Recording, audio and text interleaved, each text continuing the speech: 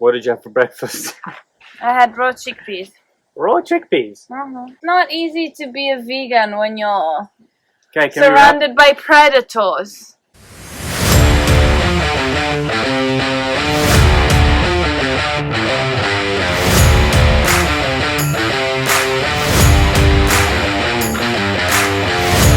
Hi everyone!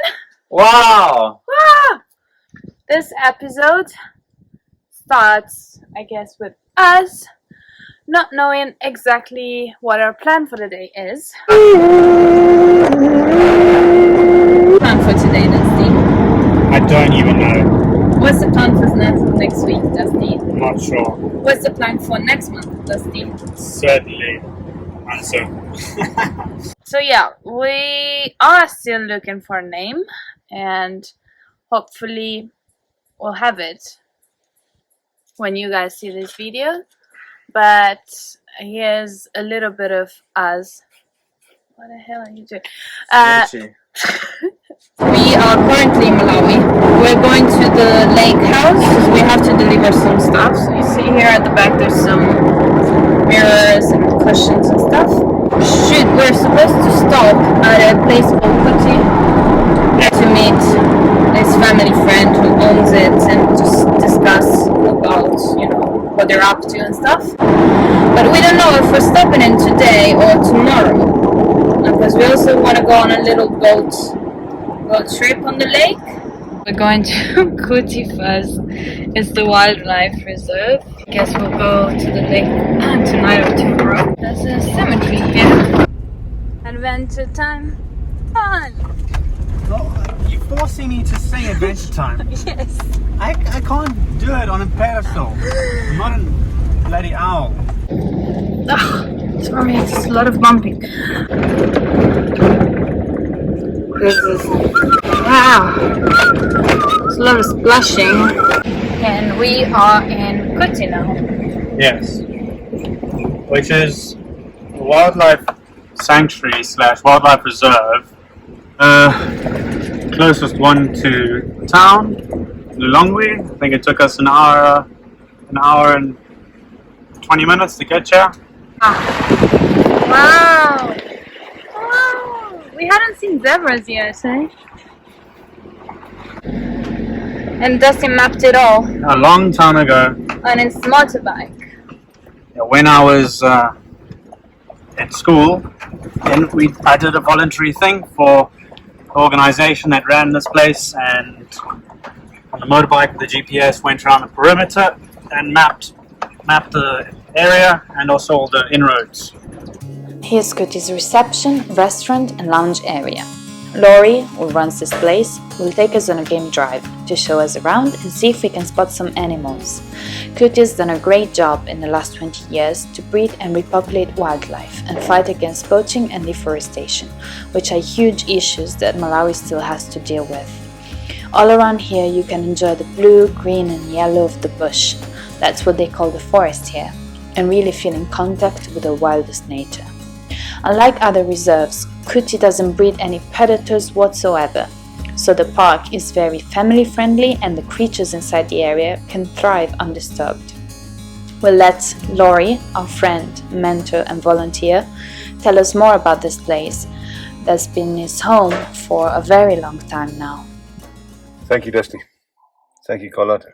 I've been involved here for 21 years. I'm a volunteer. The purpose of Kuti is to breed animals and restock other national parks and wildlife reserves in Malawi. Malawi has a major issue with deforestation, poaching of animals. Kuti's been very successful over the years. It's been going since 1998. I got involved in 2001. We've gone from strength to strength, thank goodness. I remember my grandparents talking about Malawi, and you drive on Lilongwe from the capital to the lake, which is about a 2-hour drive.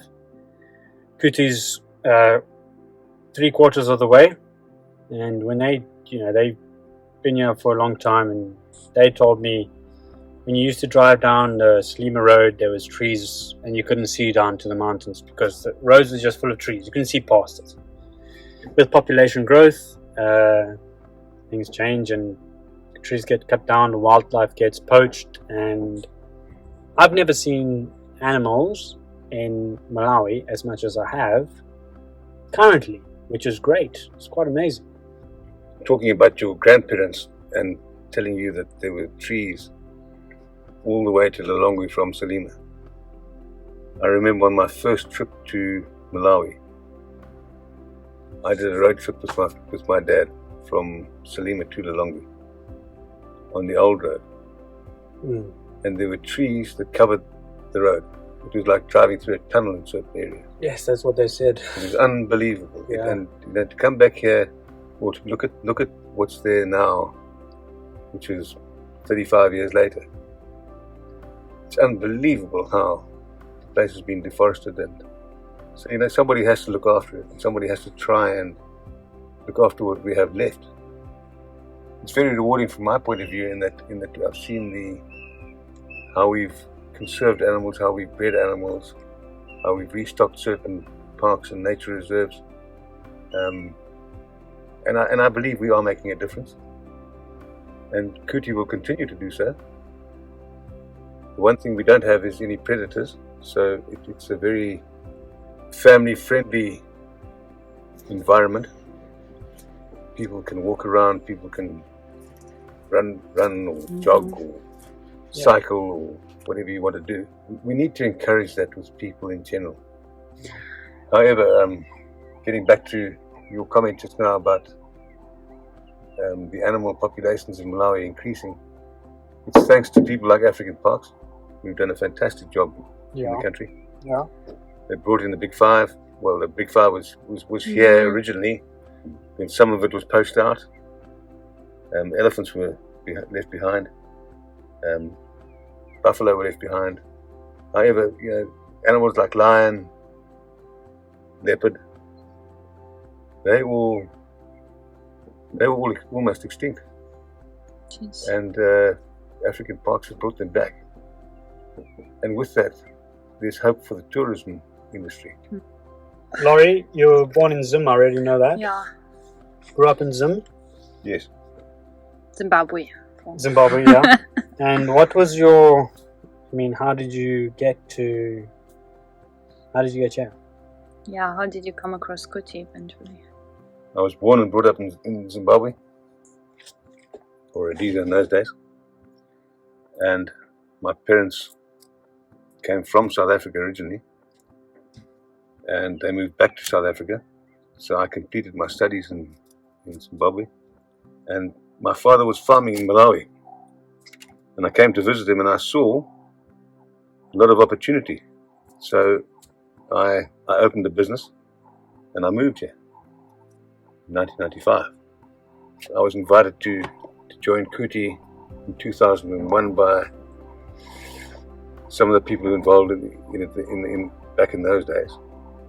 It was an association which we changed to a trust, and at the moment there's only 2 of us trustees left. What drove you to go into the conservation line, like your passion to do this kind of stuff? I believe that wildlife is very important in any, or ecology is very important in any environment. And I believe that life cannot survive on one footing, as it were. One needs life, wildlife, unchanged bushveld, if I can call it that,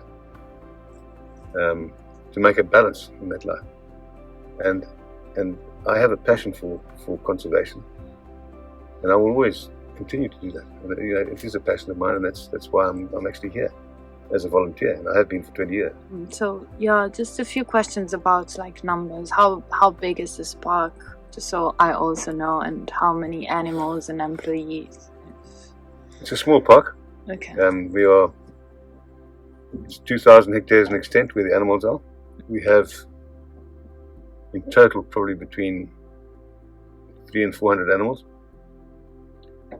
And they vary in different species. But all of them antelope, mostly antelope. Mm-hmm.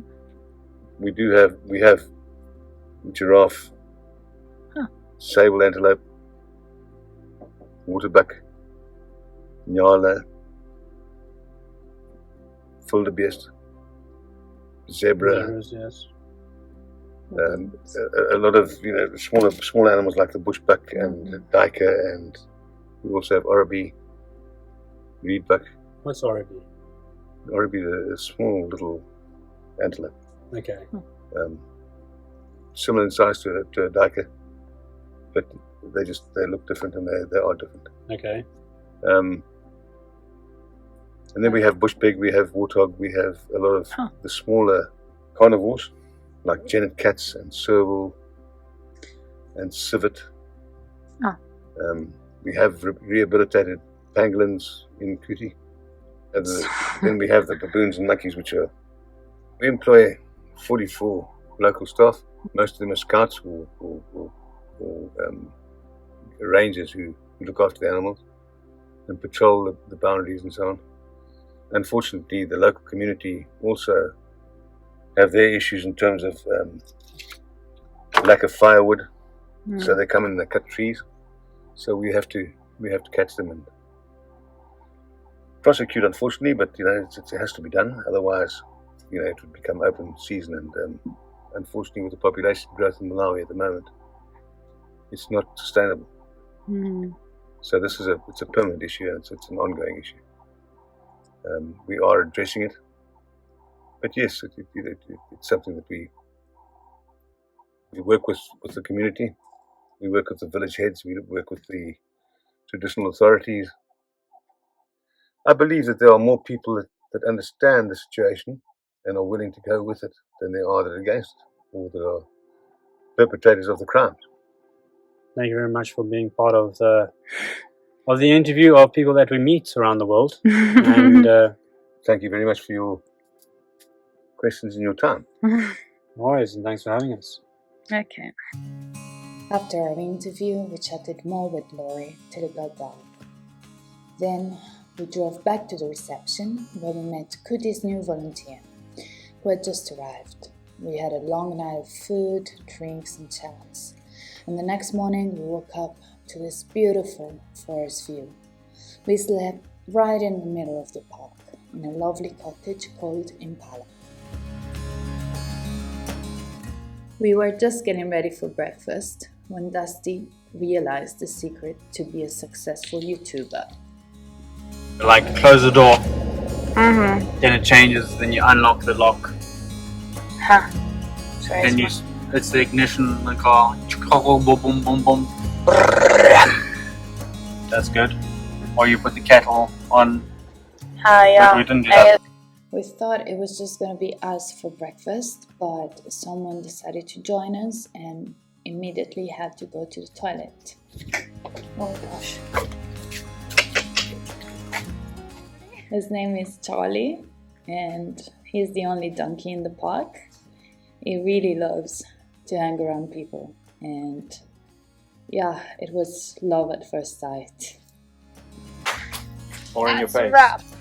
Guys, hope you come here. Hope you guys enjoyed it, and see you on the next episodes that we still don't know. You don't have to say that all the time. Why? The people say see you on the next episode in South Africa and whatever.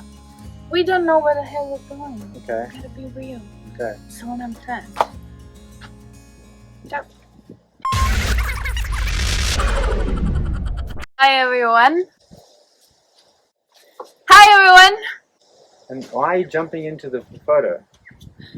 Hi everyone. This is quite funny. Do it again. Hi. Again. I'm ready.